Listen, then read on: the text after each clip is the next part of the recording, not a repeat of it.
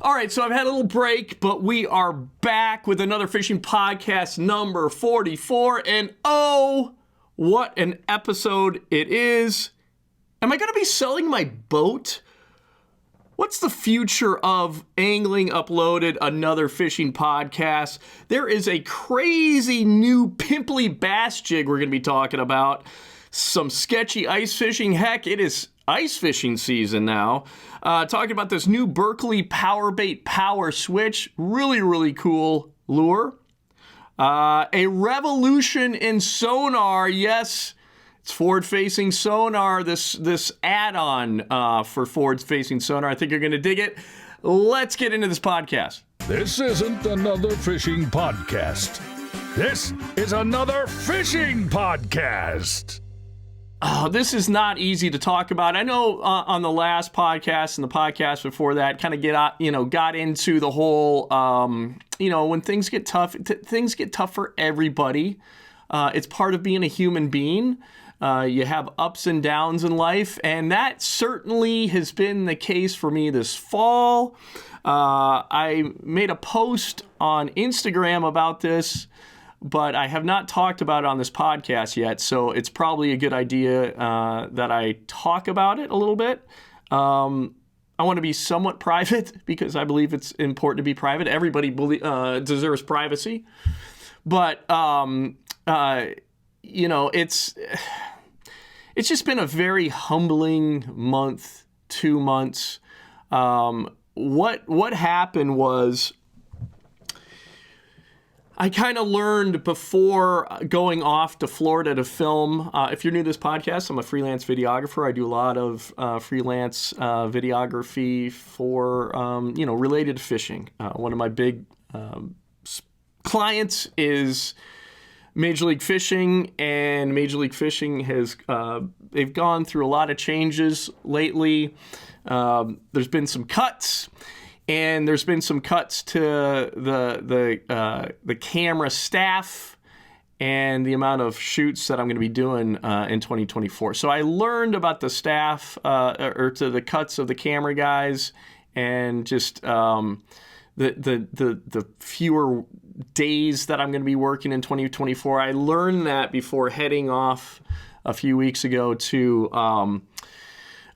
Florida to film the team championship for Major League Fishing. So learning that, the changes to 2024 before that team championship, it was like a week or not even a week before that team championship filming that, just learning how different 2024 is going to be for me in regards to the amount of work I'm going to have. It was a real gut punch. It was a real gut punch. I'll put it that way. And so it's been very kind of scary. It's been a little bit scary this fall. As a freelancer, you're always a little bit on edge, just kind of wondering, just kind of what opportunities you need to be looking at, what kind of possible jobs, I could be getting. It's just, you got to keep your feelers out and, but really that's, when you're an employee, you just don't really know as much behind the scenes what's going on. You could be laid off tomorrow and, you think you're secure as an employee. The reality is, I don't know that there's any security in being an employee, really. So being a freelancer employee, whether there's security, I don't know. There's a lot of insecurity. I've seen a lot of layoffs when I was an employee. So as a freelancer, though, you feel a little bit more like you're out on the edge, walking the plank sometimes. And that's certainly what I felt like this in the last few weeks. So I made a post kind of detailing a little bit on Instagram what, has kind of been going on in that regard. It's just I've had to rethink some things. And one of the things I've had to rethink is like, can I afford to pay for a boat payment anymore? And so I got back from that championship tournament, that team championship, which is awesome, by the way. You'll have to check it out. I'm not sure when it's gonna air. It's airing in 2024 at some point, I believe. maybe end of January. I'm not sure about that, but I'll let you know. It was a great event. But getting back from that event, I was like, I gotta get prepared for 2024, get lean, and I got rid of my gym membership. And so, I'm thinking I've been really seriously thinking about having to sell this boat right here.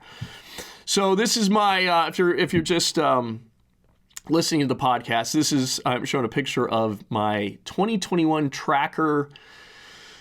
Oh, I love this boat. Target V18. It's got a 200 on the back. I mean, it's got a hell of a hole shot. It's just been a great boat. I got back and I'm like, I got to clean this thing up to get ready to sell it. So I took it to a local, we've had amazing weather up here in Minnesota. So I was able to take it to a place to wash it down, really get it spick and span. It's one of these boats where it can do a lot of things. Look at how beautiful that. I even cleaned up the seats. Put an upholstery cleaner on there. Really detailed this thing, thinking that I need to sell it quickly. But I might not sell it. I may not sell this boat.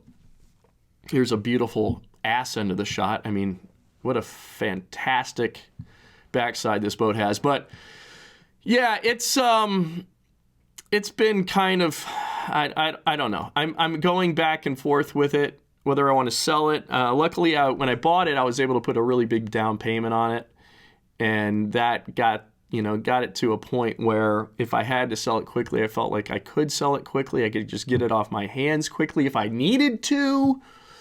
But it's a boat it's a great multi-species boat. It's a boat that I feel like it could do so much around the fisheries that are around me. It's just a great boat to be able to do a lot of different things multi-species wise. So I've really been struggling with going back and forth whether I'm going to sell or not. And I'm now leaning more towards not selling it. So the reason for that being is not long after I found out about the cuts for my in the work in my 2024 season, I reached out to some people that I haven't worked with in a while, and I reached out to them, and they threw me a number. Like the week that I was filming for Major League Fishing for the team championship in Florida, I picked up several's too strong a word. A number of shoots for 2024. It's making me feel a little less nervous, and I'm going to give this. I'm thinking I'm not gonna sell this boat yet. I'm just kind of trusting my gut, and just kind of seeing how things go, being proactive, looking for. Well, we're gonna get into that. I don't want to. I guess I'm looking at my notes here, which is very important because I don't have much of a memory. But, the future of Angling Uploaded, which is the umbrella. It's the bigger umbrella that covers another fishing podcast, another fishing show. If you're familiar with really how this whole thing started, was another fishing show, which is a internet fishing show that my buddy Pete and I did. We did, I think, 7 episodes. I haven't even uploaded them all onto the Angling Uploaded YouTube channel yet. But so the idea is Angling Uploaded. It's a bigger umbrella. Underneath that umbrella is another fishing show, another fishing podcast, right? So when I started, doing internet stuff, it's been more like, first of all, I'm old school. By the way, I turned 48 yesterday. I'm 48 years old. So happy birthday to me. Thank you for all the support. But yeah, so it's, I definitely now feel like I'm going through maybe a midlife crisis. I don't have any children. Not that I know of. My wife loves saying that. But it's, she actually says that, which makes it funnier. This internet venture, me uploading things to the internet, has been more of a hobby of mine. I find the internet just remarkable. Everything that you can do live. As an old school video guy, I've said this many times, but I've wanted something like this for a long time. The ability to basically make content and grow an audience by yourself, not having to, sell yourself to gatekeepers like a traditional television show, something like that. You can make your own art, if you will, okay? Your own content, and that you want to put out in the world, put it out there and grow your own audience. I love that model. So I've loved the internet for that reason, but what happened with YouTube totally blindsided me. I could have never predicted it. It's an amazing platform. And so, doing my freelance work, it's kept me busy enough so that thankfully it's been awesome. But it hasn't allowed me to, the time. A lot of the work I do is very grueling. It's long days. I come, and I'm gone for a week, and then I come back, and it's very exhausting. And so I'm not trying to make excuses, but from what's happened these last few weeks, it feels like that moment in your life where I'm sure you guys have had this. I think this is relatable, but it feels like I've had this feeling before in my career. It feels like there's a window opening up. Now, it's scary as hell, don't get me wrong, but it feels like there's a window that's opening up that is a window of opportunity, right? So it's one of those situations in life where you feel like, oh my goodness, everything's going wrong. I'm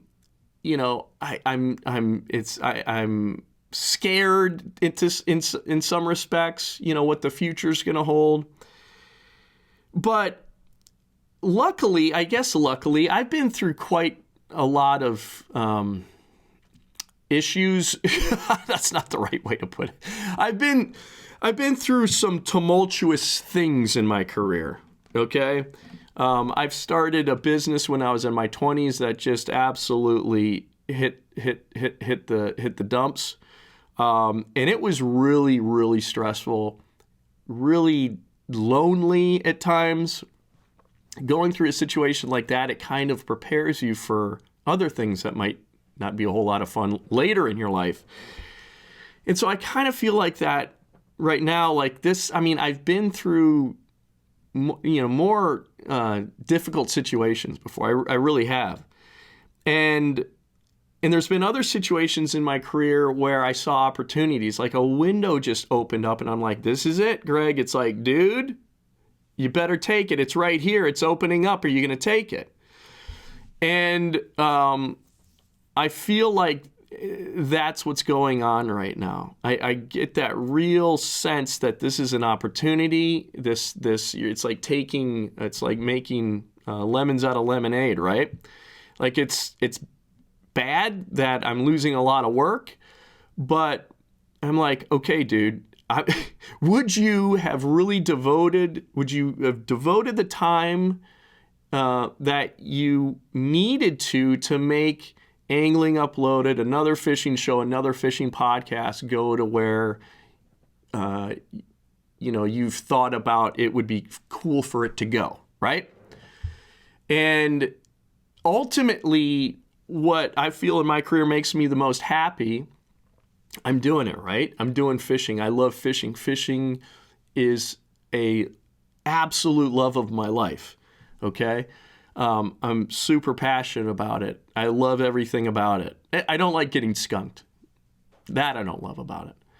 But, and then the visual medium, it's been something that I've always loved. I love fishing shows. I was a little kid. I'd get up very, very early in the morning and watch fishing shows, on ESPN Outdoors. And I'd like 5 a.m, I'd get up and watch them. Because I was living on the East Coast, or on the West Coast rather. But fishing, my point in all this is that fishing has been a real important part of my life, okay, for a very long time. And I saw videography as a way for me to make money in fishing. And now that the internet is in full swing, it's funny to say that. It's been going on for a while now, but I've seen it develop. You know, I'm old enough, the ripe old age of 48, to have seen the internet develop, I mean, from nothing basically into what it is today. And it's very exciting to me. That offers a lot of freedom that you can't get with traditional, videography, television production. So I love the idea of like just creating my own art, if you will, and putting it out there for people to enjoy or not enjoy. But, you know, I've done it as a hobby more than anything because it's been hard for me. I'm old school, very hard-headed, stubborn. It's been hard for me to go, man, can you really make money at this, right? And so I've now been generating some income through Google AdSense on my, Angling Uploaded YouTube channel. And so thank you if you're watching the video podcast, that's how you're watching this, on the Angling Uploaded YouTube channel. If you're listening to the podcast, if you want to watch it, the video, go to Angling Uploaded. Go to the Angling Uploaded YouTube channel, and you'll find it there under the Another Fishing Podcast playlist. So anyway, it's what was I talking about? I love going on tangents. So it's one of those things where now I'm more confident that this can be the amount of time that I really need to devote to this to be able to make supplemental income. I'm more confident that this can be a real thing. And it's a lot of it is just being me, a 48-year-old guy, old school television production, and just being like, it's almost felt like it's too good to be true. And now I'm realizing, no, there are a lot of people that are bringing in good income off of their YouTube channel. So the reality is, for me to be able to do this, I have to be able to support myself, my wife, our animals, put this roof over our heads.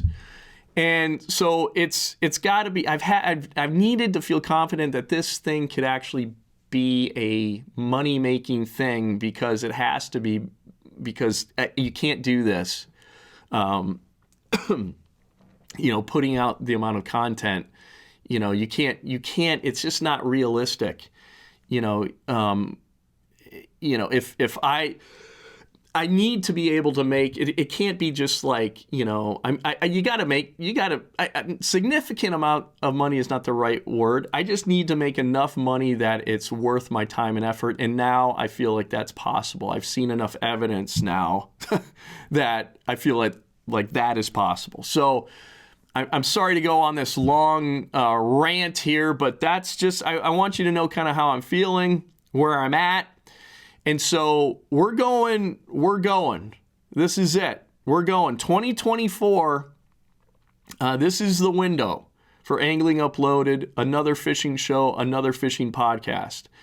And, with Another Fishing Show, if you're familiar with it, Another Fishing Show is just a much more elaborate, if you've seen any of my other videos on YouTube, we're going to be much more bare bones, minimal editing, as far as like, this is, what's most important is getting the information out,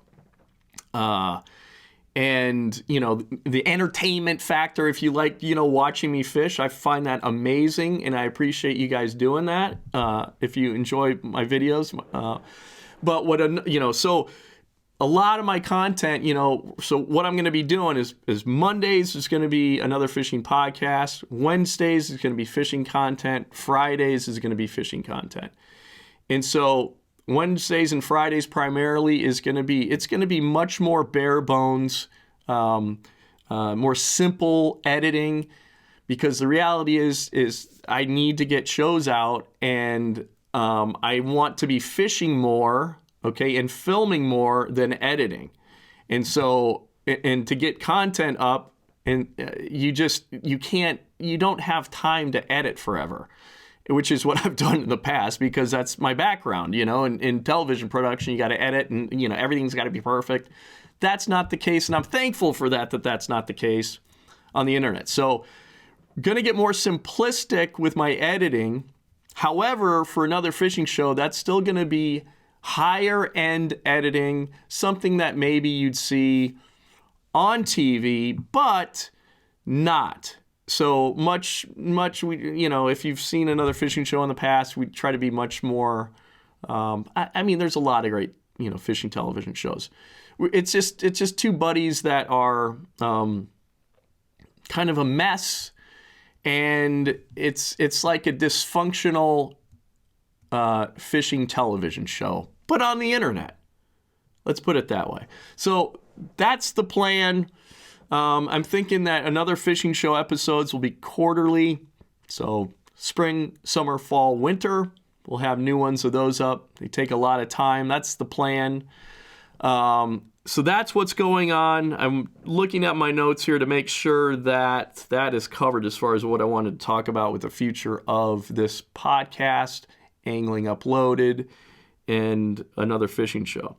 But it really does feel like there's a window opening up here for me. And I'm gonna say something I probably shouldn't say, but this is kind of like, this is it, man. I really feel like this 2024 is this is when this thing gets running down the runway and starts lifting, and that's all there is to it. I'm 48 years old. I'm nearly 50. So it's go time. All right, so this week I'd like to talk about kind of what's happening for this week, what's going on with content that I'm going to be putting out there into the world eventually. This is going to be content that will go up next week. I'll tell you about content towards the end of the show that's happening this week. But content that I'm going to be filming this week. So I'm kind of debating. It has been really, really warm here, thanks to El Nino. Minnesota is just brilliant right now. Beautiful. It feels like the Bahamas. That's a bit of an exaggeration. I would say that I have a few opportunities here. So I live not far from the Mississippi River, where there is a nuclear reactor. It keeps the water open. And so, for a long stretch of the river, Mississippi River, upper Mississippi River. And so that's amazing smallmouth bass fishing there. We have a really, it's been low water, so that it's made it difficult, but there's still a lot of fish to be caught. So that's an opportunity I'm kind of weighing.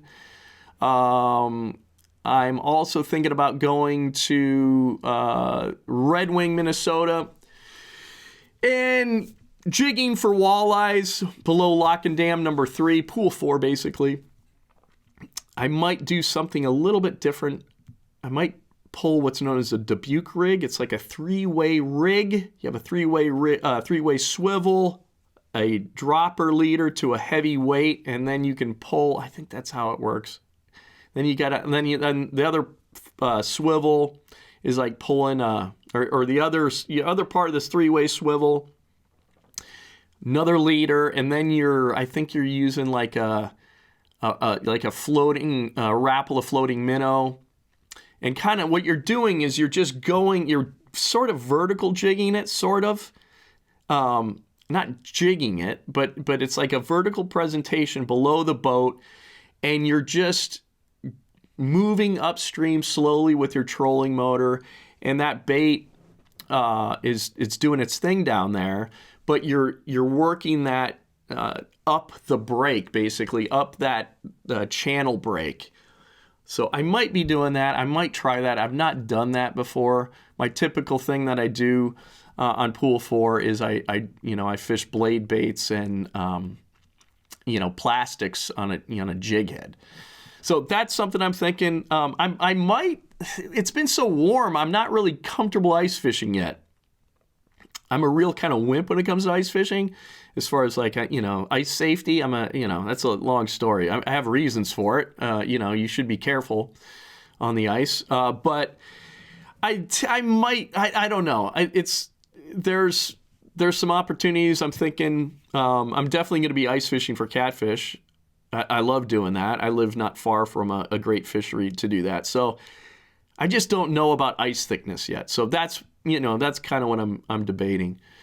So that's what I'm thinking. There's something else. I'm not sure. It's the St. Croix River, which is not far from me. I think it's still open. And if it's still open, I might be able to fish lake sturgeon. So that's even an option. But the season might be closed. No, the season's not closed because you can ice fish for sturgeon. So I might do that. It's crazy. It's like at the end of this week, we got like 3 days in the 40s. So it's been awesome. I am absolutely loving this warmer weather. But let's get into the meat. I love just talking, evidently. Let's get into the meat of this show.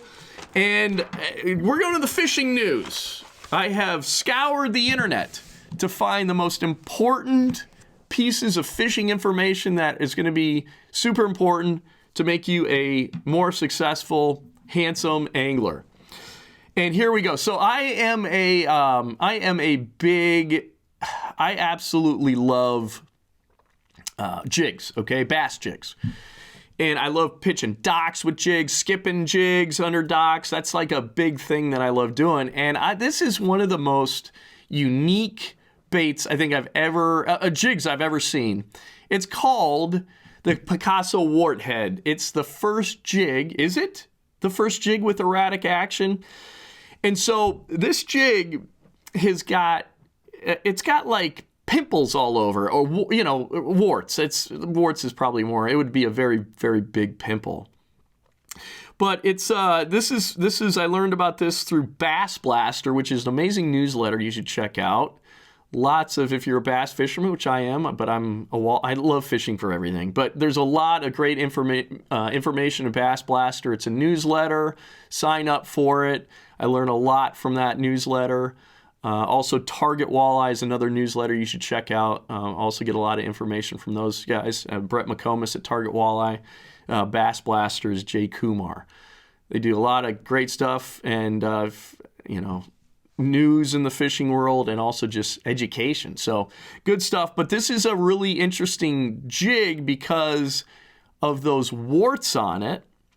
And so this is, I'll tell you, this is kind of how this thing got designed. So I'm bringing up a picture here of Lonnie Cochran, who's the designer of this jig. And the reason he came up with this is he wanted an erratic jig. You have erratic jerk baits. You can make a spinner bait erratic. How do you make a jig erratic? By just a retrieving it, right? In most lures, obviously a jerk bait, a spinner bait, you got to impart action to make it erratic. This football jig, you don't have to do that. You could just do a straight retrieve, dragging it on the bottom. But let's get into it here. This is from the guy that designed it. I built that thing in my shop, took a drill to a football jig and drilled holes in it, put epoxy in it, and sanded it back down to what I wanted it to do. I wanted a jig that would grab when I drug it across the shale or hard bottom.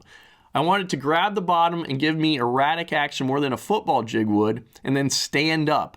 I did not know it would stand up as good as it does. It stands up now to the point where you can't hardly make it not stand up.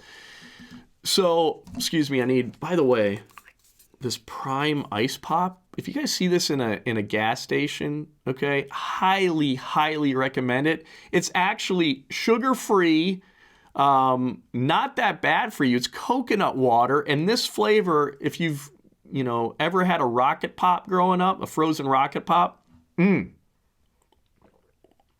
it tastes just like it. I'm not kidding you. So, anyway, yeah, I had to wet my whistle there. I apologize. So, let's see, where was I here? Let's get back into, okay, so we did that. he says further, it was mainly an idea where I wanted a lot more erratic action than what than what a regular football jig does, which is just wobbling back and forth. This one, when you drag it, it catches even on a slick, hard bottom. When you're pulling it, it stands up, looks like a crawfish backing up and throwing up its claws in defense. Erratic action was the purpose of the knobs. It wasn't a cosmetic thing to be different. It was all about getting erratic action. So, yeah, here's a better shot of it here. This is kind of looking at the bottom of the bait and of this jig, and you could see it's got. I'm looking at right. I mean, it's this. The whole thing's got knobs on it. The whole head has got knobs, and those knobs, as it's dragging, just makes it bounce and roll. But yeah, the amazing thing is they showed like in Bass Blaster there's a little GIF image of showing this thing just standing up straight, and it doesn't seem to it does not fall over. It just stands up straight with that hook straight. So that's a jig. Very interested in. Here in Minnesota, there's not a whole lot of. I mean, I shouldn't say that. There's areas where there's a lot of vegetation in our lakes here in Minnesota, so there's not a lot of. There's a lot more opportunities for a football jig down south in reservoirs than up here. Not that there are opportunities up here to use it. Don't get me wrong. But as far as a football jig, that's a football jig that I would probably just have instead of like a normal football jig, just to see how this thing. And I recommend you look up Google this and look up this thing coming across just a flat surface, how erratic it is. And so that's something to me that I think it's different. And fish, a lot of times, they want to see something different. The same old football jig, something that's just, bouncing around like that. And maybe there's times you don't want it to be going that crazy. But I think it's really cool, though, that there's an erratic jig, a jig that is you're just, like oftentimes you're doing with a football jig, when you're just dragging that thing on the bottom, it's just moving very erratically. So I thought I'd share that with you. I probably... that might be something I could actually throw for smallmouth here on the Mississippi River. Definitely, I could see mille lacs, things like that. So I thought that would be something I'd share with you. I'm a jig guy, and all you jig guys out there, bass jig dudes, that's a really cool new jig that's out there. The Picasso, here it is, one last time. The Picasso Warthead. Really, really unique. So, all right, now moving on. Yes, so this also, thank you again, Bass Blaster, for that. Ice fishing oops. So this is really something. We are now, even with El Nino, we are now getting into, ice fishing season. People are ice fishing now. There is fishable ice. And I'm always just like, this time of year, though, it's important that you warn people of the hazards, okay? The hazards of ice fishing, because you don't want to be like these gentlemen here.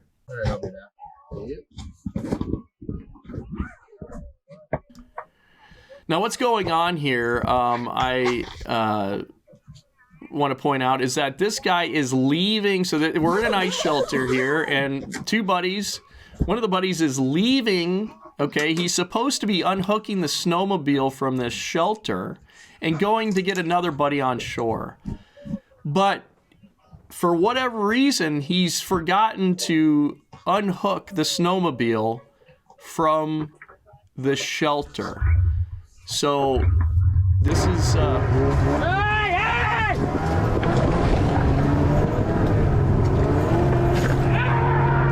This is what happens.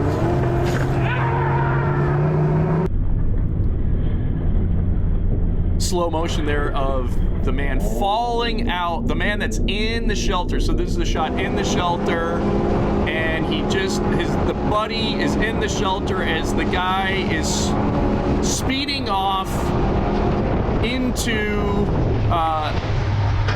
into oblivion. It just gets, yeah. So really unfortunate for that guy. He basically, I'm probably going to show this again, so it's that important. Yeah. So he sped away in his snowmobile, forgetting that he had the shelter hooked up with his buddy in there. Let's watch it one more time because it's so ridiculous. All right, I'll do that. Yep.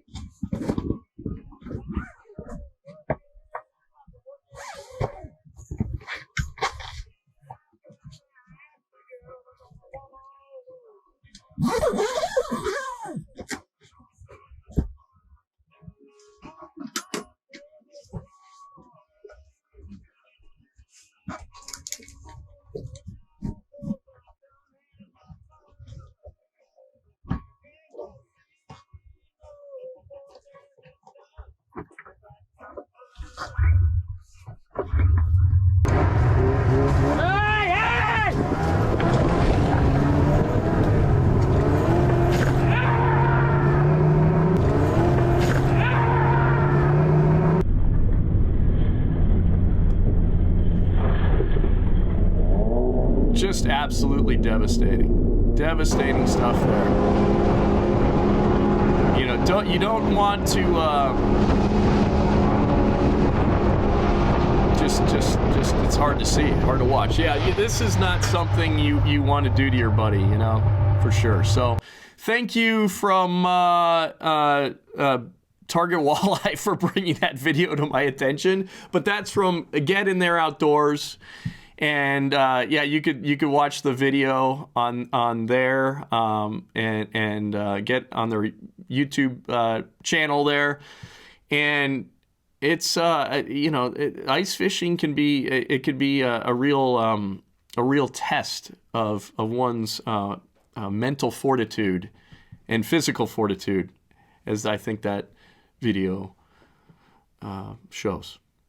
All right, well, let's go on and move to another ice fishing video thanks to Target Walleye. This came across my desk here, and this is something that, you know, it's amazing.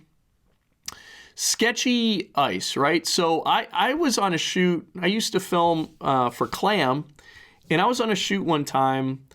I believe, not to be a name dropper, but I'm going to name drop. Jason Mitchell was there. Jim Hudson. I'm trying to think of some other guys. I think we were like in North Dakota shooting for a Clam webisode. And I'll never forget this. There was this, everybody's out, you know, on the ice, and there was just tremendous crack. And the whole, like, it was like an earthquake.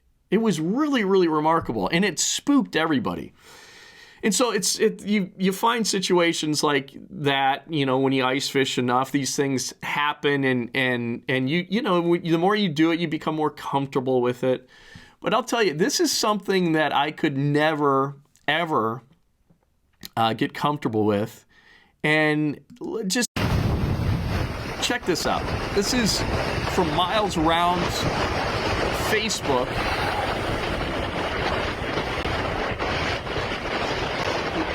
And it's ice waving, waves of ice. You can obviously hear it.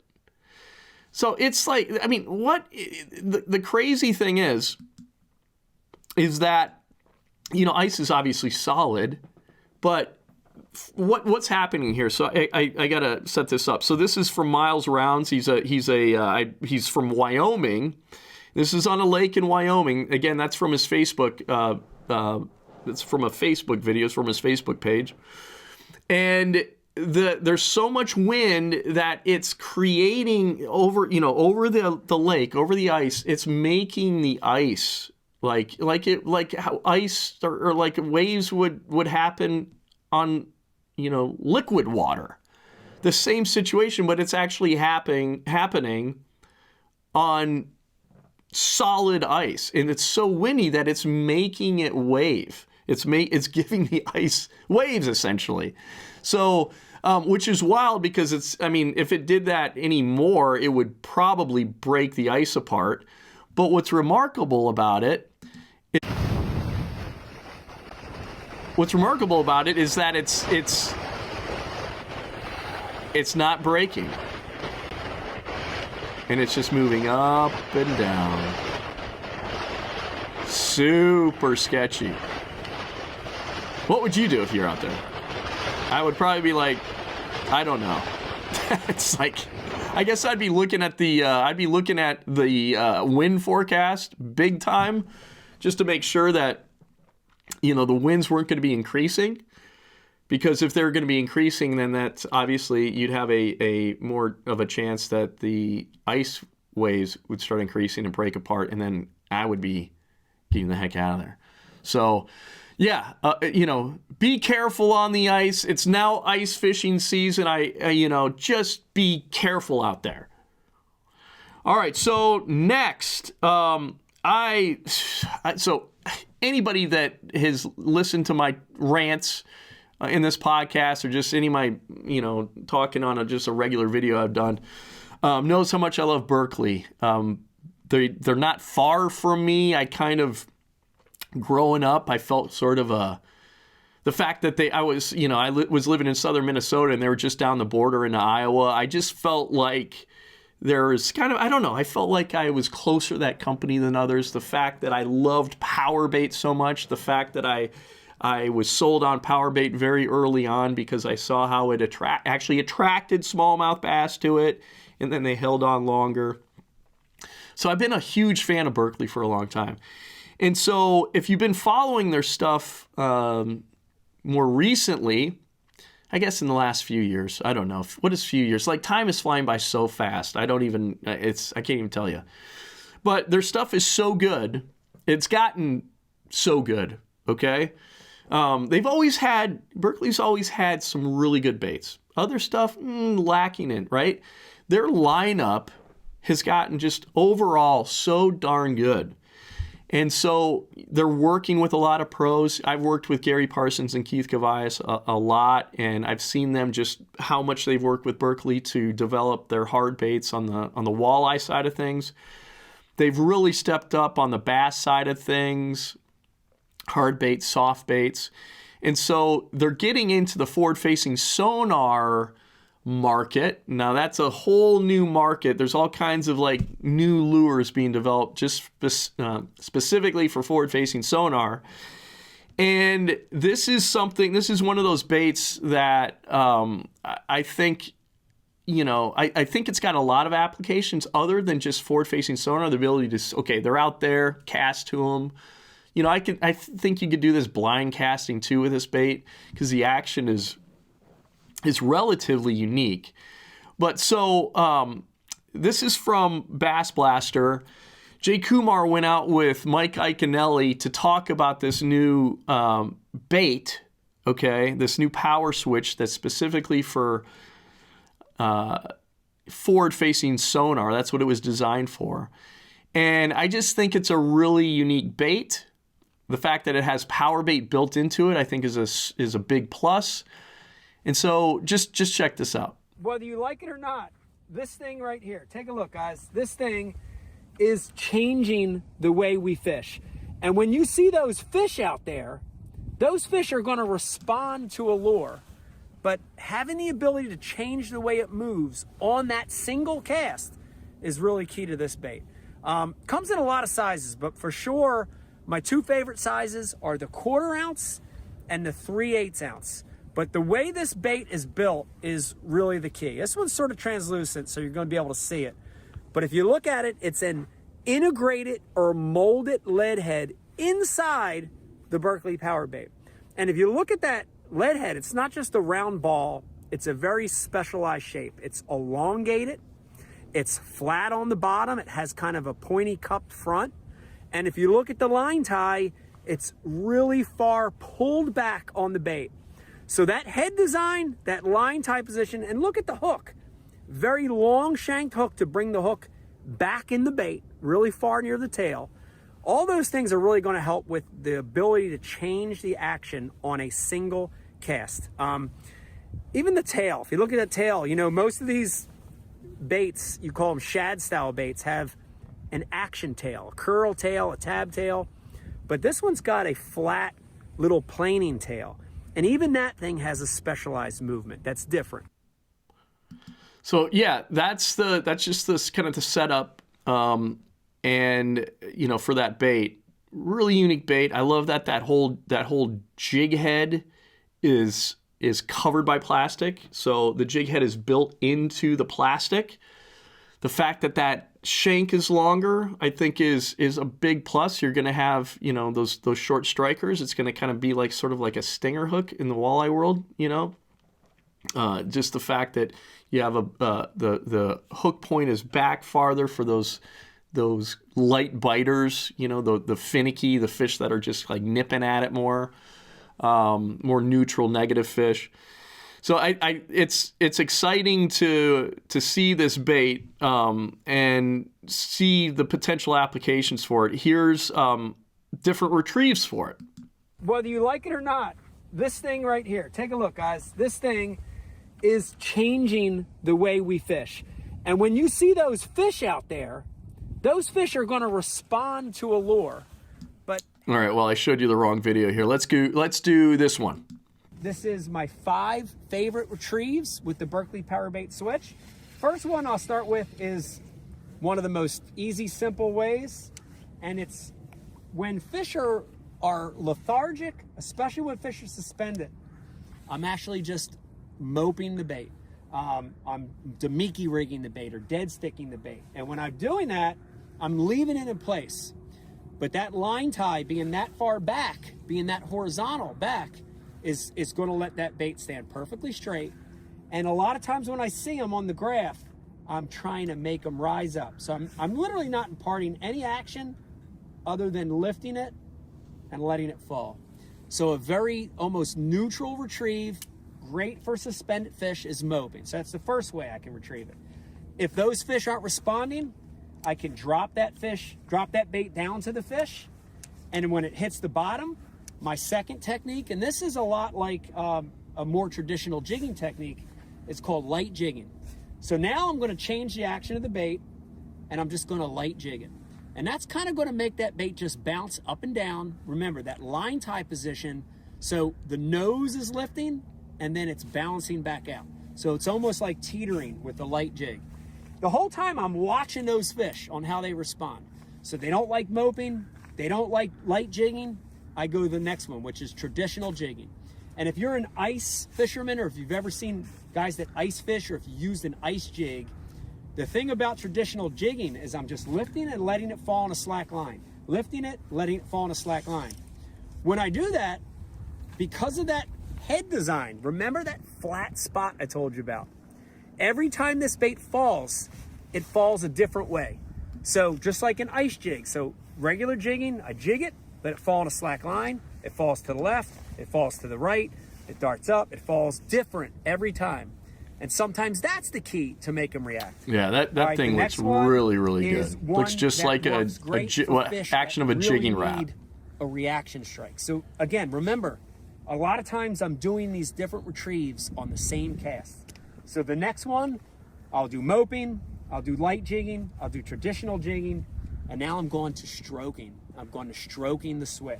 And on this one, it's a hard jig. You got to be careful with that, though. Stroking the switch. Come on, Mike. I'd use a different choice of words here. Buddy. And if you're watching on forward facing, it gains tremendous height and then rapidly spirals down. Again, I just keep getting back to the head design, guys. But one of the keys to that head and that line tie position is instead of just falling straight, the switch spirals down like a dying bait fish, right? And that's a key motion. So the stroking is a great one.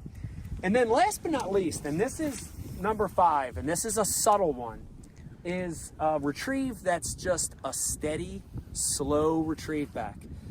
Some people call it look winding. at that tail. So the tail is wagging. Strolling, but basically as he's just doing a regular, just a straight retrieve. The tail, and I'm going to just reel it right past him or right through the fish. The tail is wagging. When we do that, And it's just a flat tail, flat horizontal tail. Swim bait that's got that flat planing tail, this thing's just going to subtly go left and right. It's another trigger movement for those fish. So the beauty of this bait really is in the design and the ability to fish it 5 or 6 different ways on one cast. There it is, the Berkley PowerBait Power Switch, and really excited to fish that.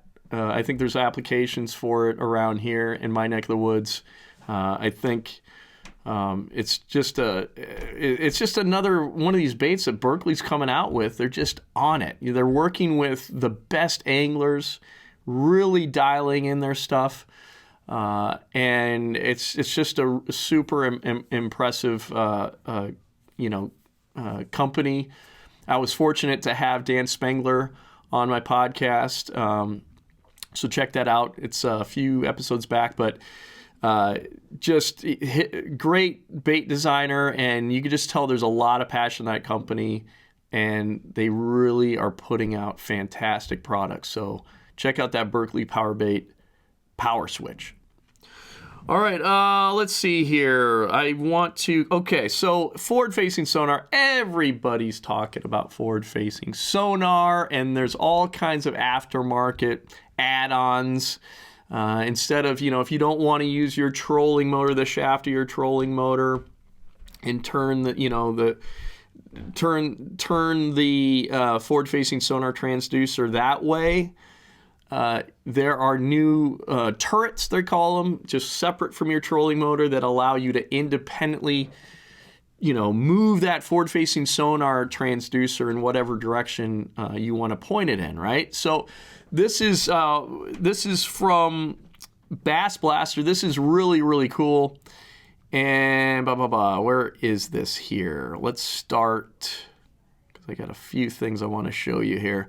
Let's start right here, just to give you an idea of how crazy this is. So this is a foot control, okay, that allows you to control the turret. This company, it's called Revolution Sonar, is offering a turret. So it's a separate turret that will spin, move your transducer, forward-facing sonar transducer in any direction you want, separately from the trolling motor. So they're offering that turret. But what's most impressive about these offerings from Revolution Sonar is that they have this foot control that is unlike anything I think you'll see. So it's a foot control that controls this turret here. So this is it looks like something like an old school 80s. What was that? Couldn't you? No, this is what it was. So wasn't there like a game maybe it was the 90s or early 2000s where you can like be in a band and you could play guitar, or you could play the drums, and so that video game had all these accessories for that game. So they had the drum kit, and then they had the guitar. This looks like a piece from the drum kit, Wouldn't you like take a drumstick to that thing? I feel like that's what it looks like. So this allows you to control this turret, which is, let me make sure I get that right there. That's the turret. It's not the greatest picture of it, but that's the only picture I could find of it. And then I'm just going to kind of talk. What should I show here first? Maybe I'll just talk about this product first before I show you the actual video. But this is from Bass Blaster, talking about these products, right? So this foot control in particular, it's compact. Every effort, and this is this is from Bass Blaster, but this is off of the Revolution Sonar website. It's compact. Every effort was made to make the rotary foot control as thin as possible to maximize usability and comfort. Made from billet aluminum, is that how you pronounce it? And a 1/2-inch thick polycarbonate bulletproof glass. The top of the rotary control is less than 1 inch tall. 1 inch tall. Instant response. Spin the foot control wheel to desired heading as quickly as you want. It is no longer necessary to stand on the pedal while moving the sonar. ultra precision movement. Competitor products struggle with fine movements due to the on-off nature of the push-button pedal. Some have a minimum movement of nearly 10 degrees and require a speed control to slow the motor to get better resolution. Our rotary foot control heading sensor has a resolution of less than 0.1 degree. You can quickly and easily make minuscule movements to find the edge of a structure or easily locate your bait. Feedback. Full color LED light ring provides feedback on sonar heading as well as advanced function controls. You'll be more impressed with this as I show you the video here, but this gives you a good just kind of idea what's going on. So you'll understand when you watch this video here shortly. What it can do. Manual mode. Transducer mirrors the movement of the foot control. The LED ring will show precise location of the foot control as well as closed loop location of the transducer. Compass track. Interfacing with the boat's network allows us to grab the boat's heading, and this mode uses that information to keep the transducer pointed at precise heading regardless of boat angular movement. Sweep mode allows the user to set a clockwise and counterclockwise sweep limit, and the transducer will pan back and forth between these markers. The sweep limits are compass adjusted, so movement of the boat will be compensated for. Movement of the boat will be compensated for automatically. So Jay Kumar says in Bass Blaster here, it's so new, it's not for sale yet. Company also will have a coaxial shaft for trollers, which he's not sure what that means. I don't know what that means. Yeah, so very, very interesting product here. Very, very interesting. I've never seen anything quite like this as far as just like, I like what they're doing. Let me bring this up. Here's the video from their YouTube channel, Revolution Sonar. And you'll get an idea here what's going on. So this is a manual mode. And it shows the turret, and it shows this disc. He's moving it with his hand. This would be something that you'd actually be using with your foot, but he's using his hand, and it's showing how sensitive this disc is to control this turret. This is kind of cool. Automatic cord unwrap. There's all these different settings. And the LED, what's really remarkable about this design is that it's these LED lights that go around this whole kind of, what would you call how you control this? It's like a turntable, right? And so the turntable's about the size, if you just stretched out your hand, it's the size of your hand. And you move this turntable, and there's LED lights to show you how you're moving this turntable, which coincides with how the turret is moving. But it's going through, this video is going through all the different settings. There's a sweep mode.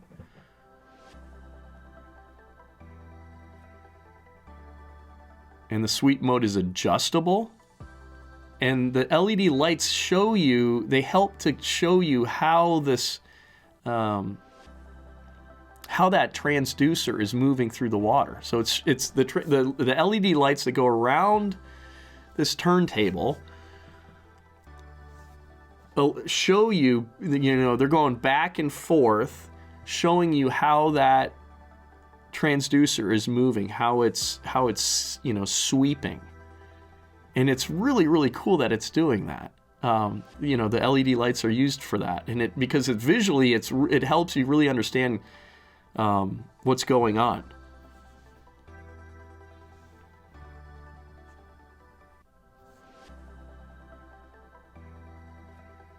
Yes, a lot of different modes. The LEDs are not a gimmick. They help you see where your transducer's position, and then also show you how that, how that transducer is working. So yeah, it's supposed to be available this quarter, 2023. So that is Revolution Sonar. Really, really cool turret, but more so than anything is that foot control. That's what's really impressive. I think we're going to be seeing that particular product on a lot of boats coming up in 2024. All right, so what are we going to do now? We are getting close to wrapping this up, but I want to get into kind of what the plan is for upcoming content. And so for this week, I have got, let's see here. This is a very exciting portion of the podcast right here. Upcoming content. The first video that's coming up is smashing smallmouth in a nuclear discharge. That's coming up Wednesday, December 20th, 5 p.m. Central Standard Time. I go out in my kayak and have a blast catching some warm water discharge smallmouth on the Mississippi River. Really get into them quite good, so be sure to check that out. Also coming up, winter walleyes at Everett's Resort. So this is just a great option I have near me. Also, very important that warm water coming out of a nuclear discharge is involved here as well, because if it wasn't happening, I wouldn't be able to fish here at Everett's also, because it stays open all year long thanks to the beauty of nuclear energy. And so that is going to be on Friday, December 22nd, 5 p.m. Central Standard Time. Make sure you set your alarm. It was beautiful, beautiful weather. I'm just still pinching myself over how nice it was actually out there. And as you can see in this, I've got the thumbnail of the video up, and I'm actually just wearing like rain gear. Which is remarkable. I should have like full ice fishing gear on right now. But yeah, so very, very, very awesome fishing opportunity that I have close to me that I feel very fortunate about. So that is, again, Friday, December 22nd, 5 p.m. I'm just making sure that I'm coming up to the end here on my notes. But I want to conclude this podcast. I like to talk about like social media, particularly like Instagram accounts that I've found that I think are really, really cool that you should follow. And this is a really awesome one. If you love baits, if you love seeing how baits get made, if you love seeing how some bait manufacturers like to make obnoxious looking lures just for the hell of it, this is a lure manufacturer, just a small, independent guy making really, really unique lures. He's Marling. Nate Marling is his name. Marling Baits. Follow Marling Baits. M-A-R-L-I-N-G Baits. On Instagram. Follow him on Instagram. You won't be disappointed. Nate Marling. He's making really, really cool stuff. Just to give you an example, a look at this. Is this a tiger muskie? It's a giant jointed tiger muskie, or muskie, northern pike. Really, really cool. And, okay, so this one, this is like, I don't know what you'd call this. It's a twin spin. Is that a suspending bait? What does that lure do? I'd love to know how this lure works. Imagine it doesn't have a bill. Imagine like just a jerkbait without a bill. And then out of its head, it's got you've seen probably a twin spin jig that has like two arms and blades on it. Well, imagine a jerkbait without a bill that it's got the twin spins coming out of its head. And so he's doing just, like I said, I'd love to see the action of that bait. Like, what is going on with that thing? But what am I hearing? I'm going to have to wrap up because I hear a cat outside here that's going crazy. But let's do this very quickly. Look at this twin spin lure that he's made. This thing is giant. This thing is 10 inches long. Nate really puts a lot of attention to detail into his lures. Very, very impressive, but he makes unique lures. That blade, that Colorado, that might be an Indiana blade, is gigantic. That bait is 10 inches long, but he's got a ton of other examples that you really need to check out. Nate Marling Baits, check him out on Instagram. You're not going to be disappointed. So, going to wrap up. My cat is over there scratching on the sliding glass door. He's terrified. This neighborhood dog's been just terrifying my cat, chasing all around. So I got to go save my cat. So, thank you for watching. Thank you for listening. If you're listening to the podcast on iTunes or any Spotify, however you're listening to the podcast, if you've enjoyed it, make sure you like it. However you do that on a podcast, if you've really liked it, put a review. That would be awesome. If you want to check out more of our stuff, you're just listening to podcasts, go over to Angling Uploaded. You can find the video podcast there. That's on our YouTube channel. Also have a lot of other stuff going on, like I've talked about in this podcast, videos. So that's where a lot of stuff's going on video-wise. And what else do I want to say? Our Instagram, Angling Uploaded. Follow us on Instagram. Do a lot of content there as well. So really appreciate you listening and watching. However you're doing this, appreciate the support. And here we go, getting closer to 2024.